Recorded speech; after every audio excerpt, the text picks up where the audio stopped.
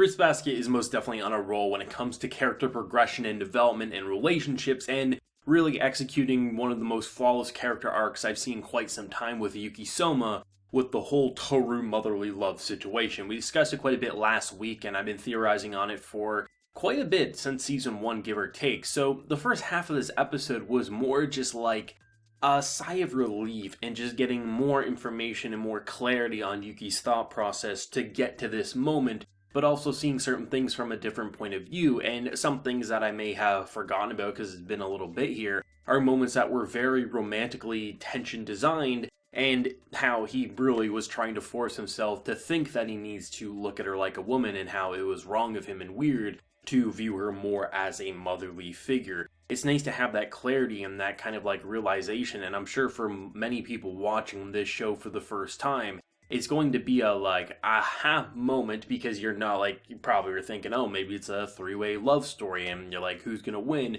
And then you start looking at these past sequences and you're like, oh, this is when he started feeling this way. This is when he realized that he could trust in her as a woman and blah, blah, blah. And it just keeps kind of like just explaining everything. And if you went back and rewatched now, you would see a lot of those situations from a completely different light than you probably did with your initial viewing experience. The second half of the episode being more of the play focus, a lot more lighthearted in nature, but it doesn't mean there wasn't some darker undertones, because there certainly was. And as it's crystal clear, the Hat storyline is not done yet, and that's not just me because people have told me the Hat storyline is not done. It's very much clear that there's something Hsieh hasn't brought up yet, and it seemingly is eating away at him. He's looking at his hands almost in disgust, and I don't know what that relates to, but somehow it ties to the Hat, and it'll be interesting to see what his portion of the Hat story will look like, because it seems like it's going to be very dark and despair-filled, and I don't know where it's going to go, but hopefully Tohru and Hsieh can get over whatever hurdle is in their way. But since Fruits Basket is a story about forgiveness and overcoming trauma, hopefully that means there will be a brighter tomorrow for these two, because as even Yuki admits, both of them look at each other with romance in their eyes, where he looks at someone like Tohru as a motherly figure in the same way that Rin would. The first half of this episode I thought was remarkably well done, and even though it was pretty much just confirming everything I've said in past reviews, it was still nice to see certain things and kind of get even moments for myself being like, oh yeah, I actually totally forgot about that. Like how there was actually a decent section where it almost felt like Yuki's character changed just like that. It's like, why is he interacting weirdly with Tohru? And people with their shipping habits would be like, oh yes, 100%, he is confirmed to love Tohru. But I do remember thinking, like, it seemed weird at the time. I completely forgot this happened until this episode, so it's nice that they did give us that clarity. Because I remember thinking, like, for so long I was saying, like, it felt more like he was searching for a motherly love, and then something happened where I was like, okay, maybe there's something else going on here. But I thought it's so interesting that he almost felt guilty and ashamed of what he felt, so he tried to force himself in that normal cloak where, oh, there's a girl his age, he should look at her with romance in his eyes, not with a family love in his eyes. And it's so interesting how he's just basically spilling his heart to Kakeru, honestly his best friend and someone he deeply cherishes. That entire student council is just like, it makes you look at that entire situation in so many different lights, because when he initially joined it, you may have been put off a little bit, being like, oh, new characters, what are we gonna say? Like, what's the point of them? We already have Hsieh, we already have Tohru, why do we need these characters? But for Yuki, that's what he needs to find his own purpose in life while being able to lean on those shoulders when he needs to for his family and friends. And even though he clearly hasn't given up on friendship with Hsieh, it's clear that he needs characters like Kakeru, and how I've already said, and many people have also kind of took notice that characters like Machi, it seems more like that's where his romance might go, or it could be a completely different character, or maybe he'll be a character who ends up with no one. But it's quite interesting that the only person who has ever said he doesn't look like a prince is also the character who has given us the most flags to say they might end up together. If that's true, that's really great subtle foreshadowing, because everyone's looked at him as a prince, not as Yuki. So this might be one of the first people outside of Tohru who has been his motherly love that will actually look at him as a person first and foremost, as he hopefully overcomes her trauma and whatever happened there. So it's really nice to see that content, but it's nice to have that refresher, because it's just like, this is what he needed to say. And after everything that we've experienced and highlighting all those crucial moments, like when chased after Hsieh, that's a moment where he really looked at her as a woman, being like, oh, this is everything to me.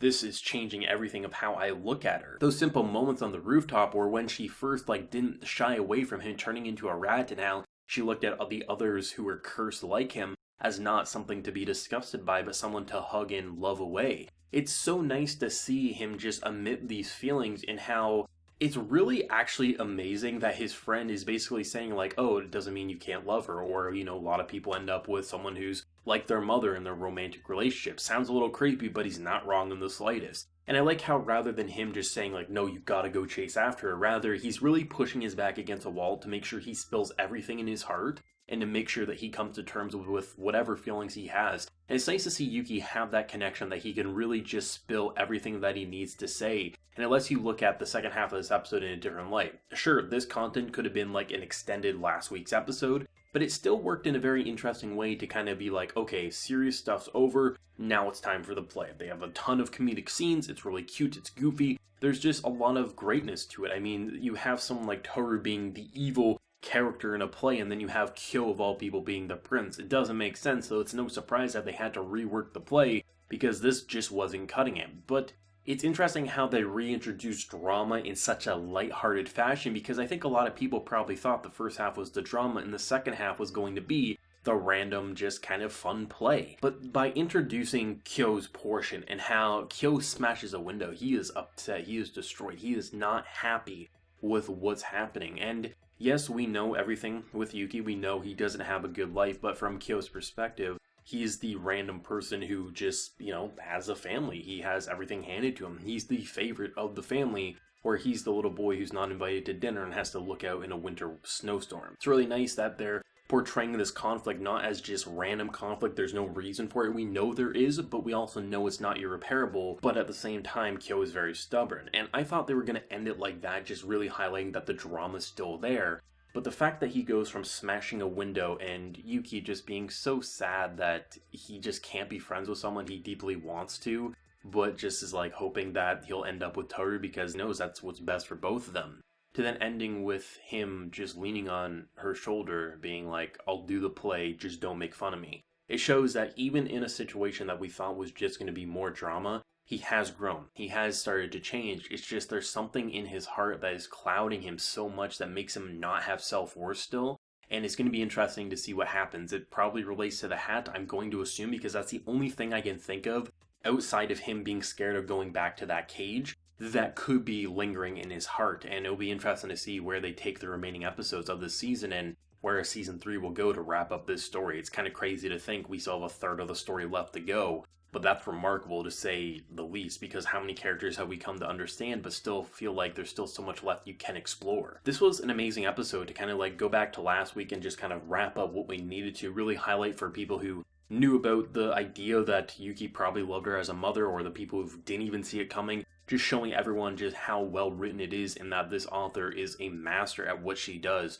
This foreshadowing, this layer, and the preparation to get to this moment is remarkable, and the fact that we're not done yet shows that this isn't a show with just a couple of tricks up its sleeve, it's with an entire deck of cards and then some, because every step of the way, there's something new we don't expect. This was amazing, I can't wait to see where it's going to go next week, and honestly, voice actors and the dramatic directing was on point as always, but let me know your thoughts and feelings down below, theories and speculations, and where you think it might go next week. If you enjoyed the video, of course, leave a like to show your support, and remember to hit that subscribe button if you happen to be new around here. So until next time, everyone, please take care and have a good one.